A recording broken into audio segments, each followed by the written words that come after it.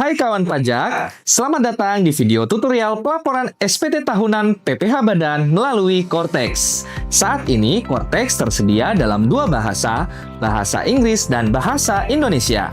Pada video ini, kita akan membahas satu alur pembuatan SPT tahunan PPh Badan dalam menu Cortex berbahasa Indonesia.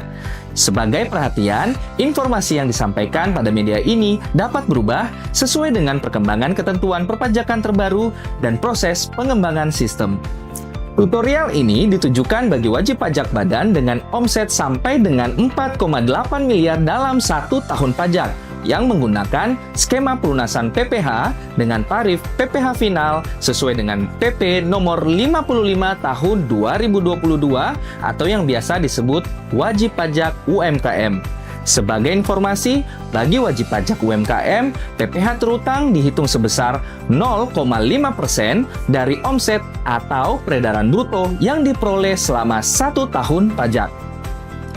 Bagi wajib pajak badan yang menggunakan tarif umum pasal 17 Undang-Undang PPh atau PPh final selain yang diatur dalam PP 55 tahun 2022, silakan dapat melihat video tutorial pelaporan SPT tahunan PPh Badan lainnya di channel YouTube @Ditjen-Pajak-RI.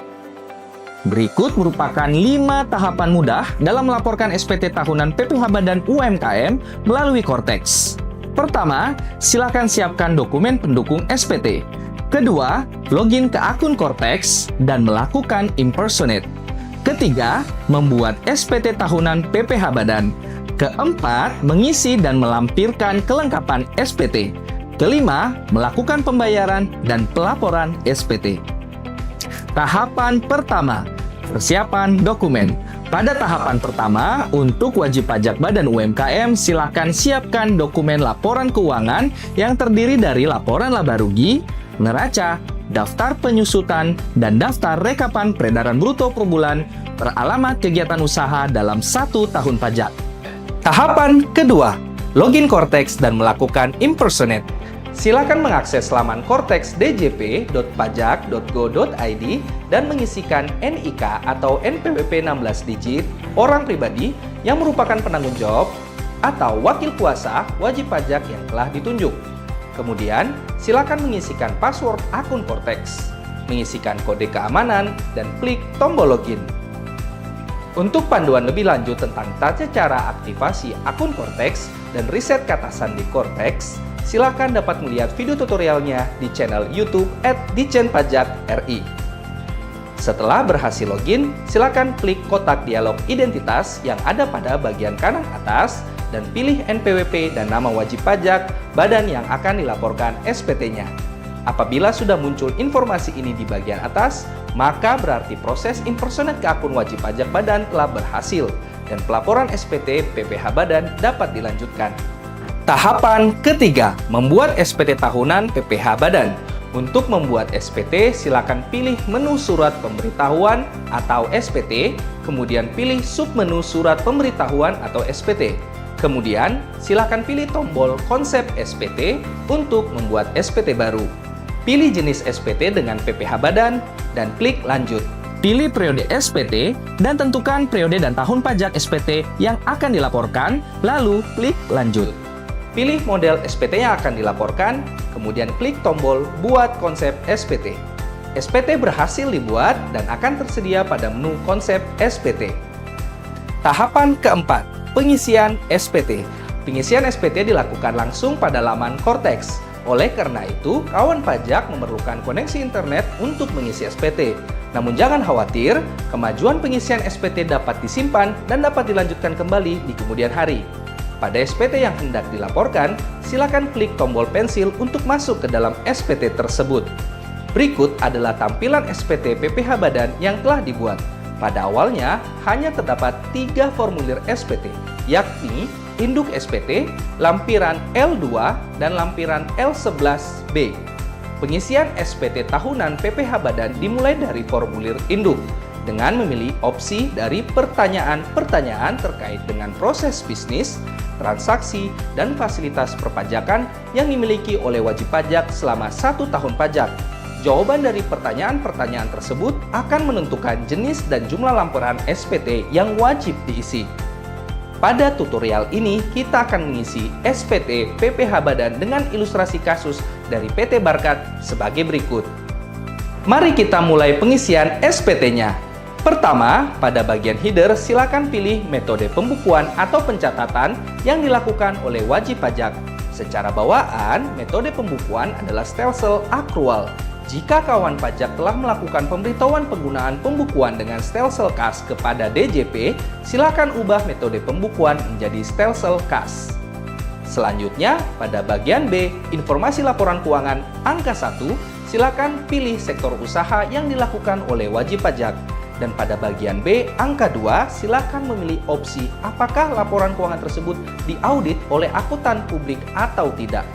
Berikutnya, mengingat PT Barkat semata-mata hanya menerima penghasilan dari usaha dengan peredaran bruto tertentu yang dikenakan PPh yang bersifat final, maka silakan mengisi bagian C, penghasilan yang dikenakan PPh yang bersifat final dan yang tidak termasuk objek pajak dengan opsi ya pada angka 1A, angka 1B, dan angka 2, serta opsi tidak pada angka 3.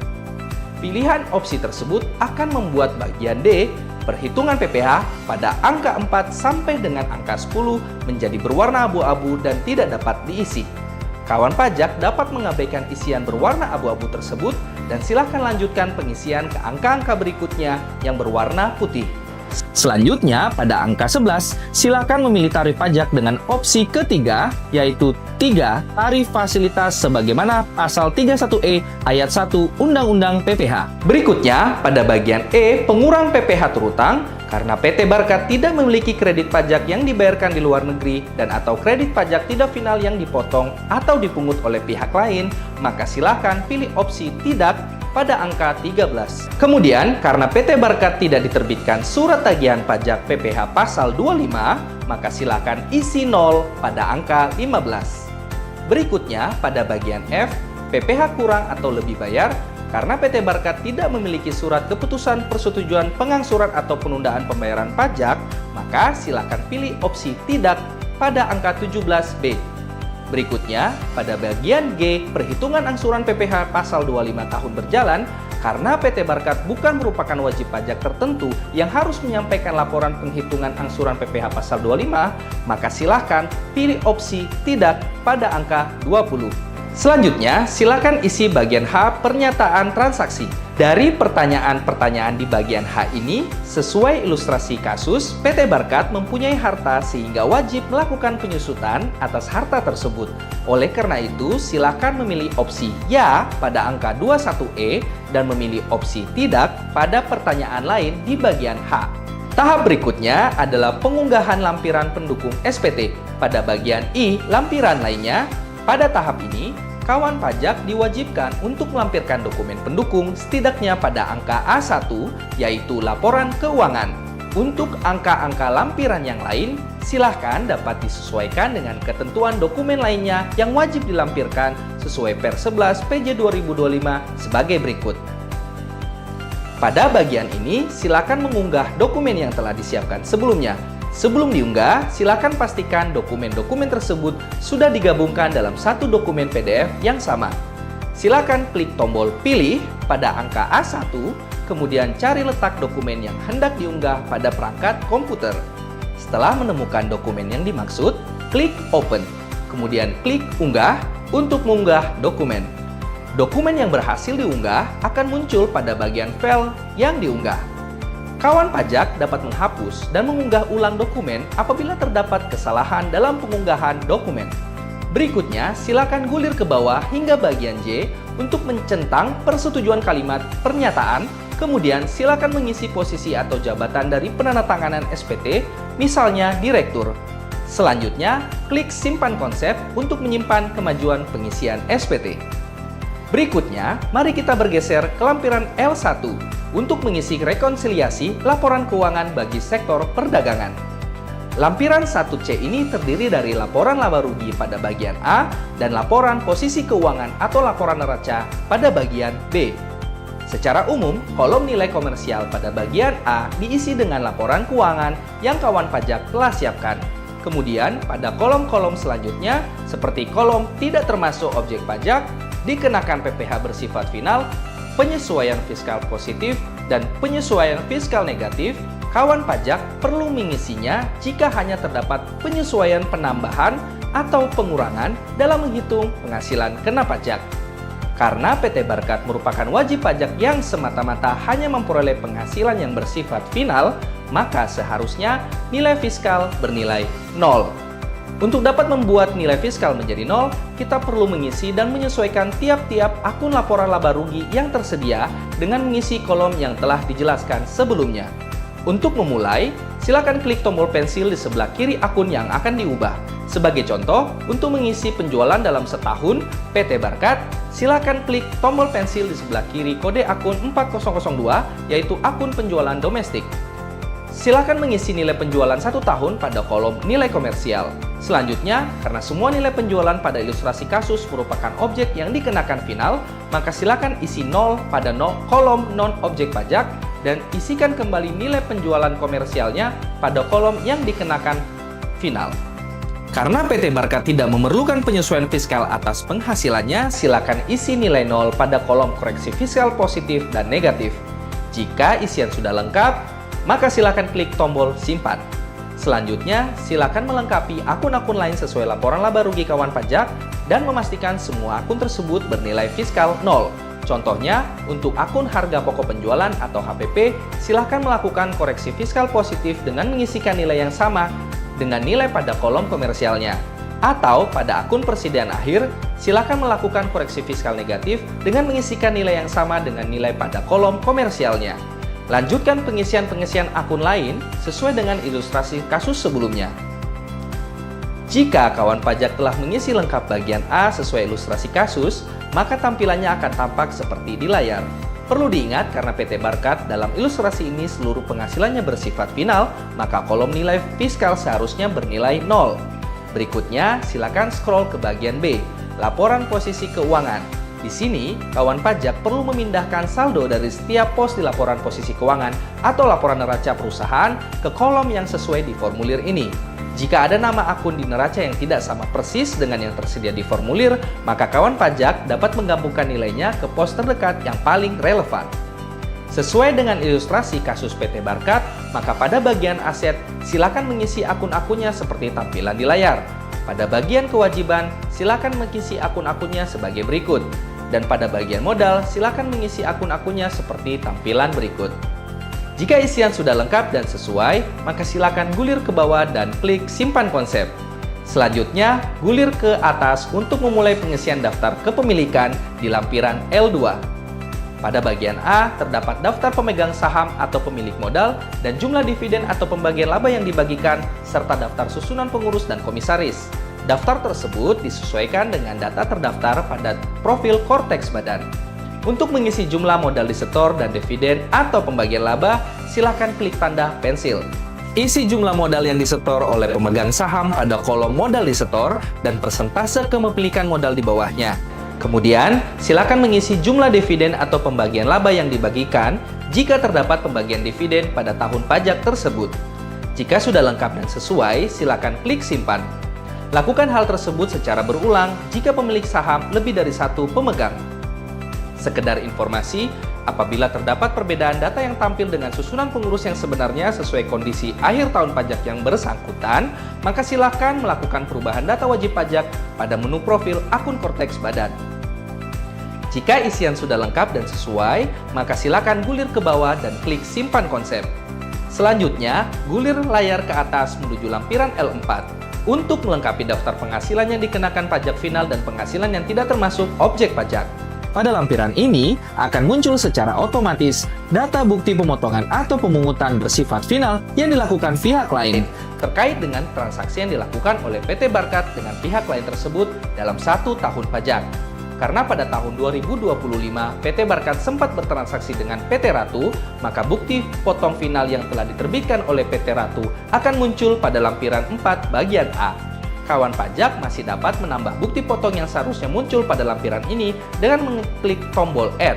Selain itu, silakan hapus atau edit bukti potong sesuai dengan keadaan yang sebenarnya jika diperlukan.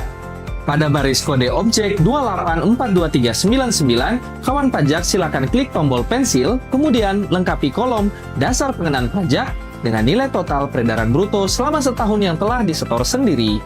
Kemudian, pada kolom tarif isi 0,5. Kawan pajak harap pastikan nilai jumlah PPh final terutang pada kolom ini sama dengan jumlah PPh yang telah disetor sendiri oleh wajib pajak sesuai dengan total PPh final disetor sendiri pada lampiran 5 yang akan dijelaskan berikutnya. Jika sudah sesuai, klik simpan. Setelah lengkap dan sesuai, silakan gulir ke bawah dan klik simpan konsep.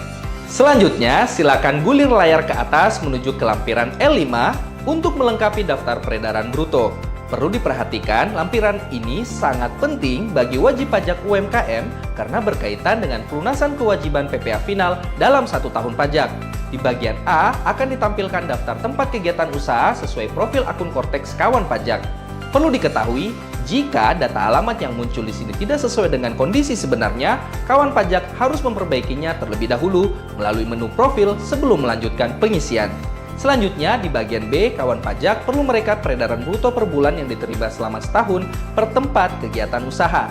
Untuk mengisinya, silakan klik tombol pensil di sebelah kiri nama tempat kegiatan usaha masing-masing. Isikan jumlah peredaran bruto per bulan sesuai dengan keadaan sebenarnya. Sebagai contoh, PT Barkat mengisi bagian ini sesuai pencatatan yang telah disiapkan sebelumnya. Jika sudah lengkap dan sesuai, silakan klik tombol simpan. Pada bagian PPh final yang terutang akan terhitung otomatis sesuai peredaran brutonya. Pada bagian PPh final yang disetor sendiri akan terisi otomatis sesuai data pembayaran PPh final yang telah dilakukan. Bagian jumlah dari PPh final disetor sendiri ini akan masuk otomatis ke lampiran 4 tabel A di baris kode objek 2842399 yang telah dijelaskan sebelumnya. Khusus bagian PPh final yang dipotong atau dipungut pihak lain, nantinya akan terisi otomatis sesuai data bukti potong, namun dapat disesuaikan jika diperlukan. Sekedar informasi, jika di kolom selisih terdapat nilai minus atau lebih setor, nilainya akan masuk ke induk SPT tahunan dan kemudian dapat diajukan pengembalian pajak yang seharusnya tidak terutang secara terpisah setelah pelaporan SPT. Jika di kolom selisih terdapat nilai positif atau kurang setor, maka kawan pajak perlu melakukan pembayaran PPh final UMKM sesuai nilai tersebut sebelum dapat melaporkan SPT tahunan PPh Badan. Selanjutnya, jika isian sudah lengkap dan sesuai, maka silakan gulir ke bawah dan klik simpan konsep. Selanjutnya, gulir layar ke atas menuju ke lampiran L6 untuk melengkapi isian angsuran PPh dalam tahun berjalan. Karena PT Barkat tidak memiliki penghasilan neto fiskal yang bersifat tidak final sebagai dasar perhitungan angsuran PPh pasal 25, maka silakan mengubah kolom penghasilan menjadi dasar perhitungan angsuran menjadi 0 dan klik simpan. Selanjutnya, gulir layar ke atas menuju ke lampiran L8. Bagian ini dapat diabaikan oleh wajib pajak badan yang seluruh penghasilannya dikenakan PPh final UMKM. Oleh karena itu, silakan langsung gulir ke bawah dan klik simpan konsep. Selanjutnya, gulir layar ke atas menuju ke lampiran L9. Bagi wajib pajak yang memiliki harta, lampiran ini digunakan untuk melaporkan daftar harta berupa harta berwujud dan harta tak berwujud beserta penghitungan penyusutan dan amortisasi fiskalnya. Terdapat 3 bagian dalam lampiran ini. Pertama adalah harta berwujud yang terbagi menjadi 4 kelompok. Yang kedua, harta berbentuk bangunan yang terbagi menjadi bangunan permanen dan tidak permanen. Serta ketiga adalah harta tidak berwujud yang terbagi menjadi 4 kelompok. Kawan pajak dapat mengkategorisasi beban penyusutan sesuai dengan aturan penyusutan yang berlaku di Peraturan Menteri Keuangan Nomor 72 Tahun 2023, baik secara langsung atau impor XML. Sebagai contoh, PT Barkat memiliki harta berwujud berupa mobil box. Harta ini masuk pada kelompok 2, memiliki masa manfaat 8 tahun dengan metode penyusutan garis lurus. Maka silakan mengisikannya secara langsung pada bagian harta berwujud kelompok 2 dengan mengklik tombol tambah. Kemudian, silakan pilih jenis harta dengan kendaraan angkutan. Pilih bulan dan tahun perolehan harta. Isi harga perolehan hartanya, nilai sisa buku fiskal pada awal tahun, pilih metode penyusutan komersial maupun fiskal. Selanjutnya, masukkan nilai penyusutan fiskal pada tahun berjalan atas harta tersebut. Karena metode penyusutan komersial dan fiskal sama, maka nilai penyusutan fiskal pada contoh PT Barkat dapat diisikan dengan nilai penyusutan komersialnya. Terakhir, isi kolom keterangan dengan keterangan antara lain deskripsi harta, tahun penilaian kembali atau revaluasi yang pernah dilakukan, fasilitas penanaman modal berupa penyusutan atau amortisasi dipercepat. Jika data yang diinput telah lengkap dan sesuai, silakan klik tombol simpan. Lanjutkan pengisian lampiran L9 ini dengan daftar harta yang dimiliki, serta penghitungan penyusutan atau amortisasi yang dibebankan.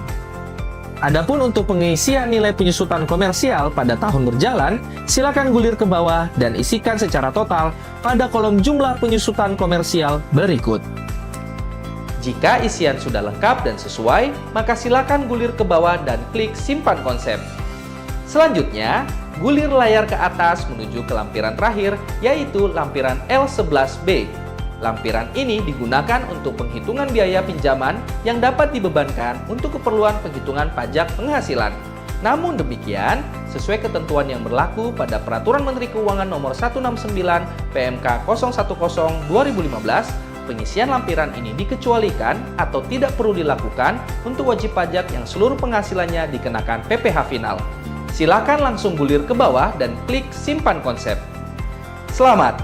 Semua lampiran sudah kita isi dengan lengkap. Mari kita kembali ke formulir induk SPT untuk mengecek dan mengoreksi kembali kelengkapan SPT. Mari gulir ke bawah secara perlahan untuk memastikan semua opsi yang tersedia sudah dipilih, memastikan semua bagian yang berwarna putih sudah terisi lengkap dan sesuai, dan lampiran SPT telah berhasil diunggah. Sesuai ilustrasi, PT Barkat merupakan wajib pajak UMKM yang seluruh penghasilannya dikenakan PPh final dan telah dilunasi melalui penyetoran sendiri dan atau pemotongan pemungutan PPh pihak lain pada masa pajak yang bersangkutan. Maka dapat dipastikan bahwa PPh terhutang dalam induk SPT adalah nihil. Tahapan kelima, melakukan pembayaran dan pelaporan SPT. Jika SPT sudah dipastikan lengkap, silakan gulir ke bawah dan klik tombol Bayar dan Lapor. Akan muncul notifikasi pemberitahuan sebagai berikut. Silakan klik tombol Close untuk melanjutkan. Karena SPT berstatus nihil, maka setelah mengklik tombol Close, akan langsung muncul pop-up untuk melakukan penandatanganan SPT. Silakan memastikan NIK dan nama penandatangan sudah sesuai, dan pilih penyedia penandatanganan elektronik yang tersedia. Kemudian, silakan mengisikan kata sandi penandatanganan atau passphrase yang telah dibuat sebelumnya. Untuk panduan lebih lanjut tentang pembuatan kode otorisasi atau sertifikat elektronik, silakan dapat melihat video tutorialnya di channel YouTube @ditjenpajak.ri. Jika data sudah lengkap, maka silakan klik tombol simpan. Apabila telah muncul notifikasi passphrase correct, maka berarti kata sandi penandatanganan sudah sesuai dan silakan klik tombol konfirmasi tanda tangan untuk melanjutkan. Selamat! Anda telah melaporkan SPT tahunan PPh Badan melalui Cortex. SPT yang telah berhasil dilaporkan akan muncul di menu SPT dilaporkan. Kawan pajak dapat mengklik ikon mata untuk melihat isi SPT, mengklik tombol hijau untuk mengunduh tanda terima pelaporan SPT atau bukti penerimaan surat, atau mengklik tombol merah untuk mengunduh SPT dalam bentuk dokumen PDF. Jika Anda masih memerlukan bantuan lebih lanjut, silakan mengunjungi www.pajak.go.id atau menghubungi Kring Pajak 1500200, subscribe Ditjen Pajak RI untuk video tutorial lainnya. Pajak tumbuh, Indonesia tangguh.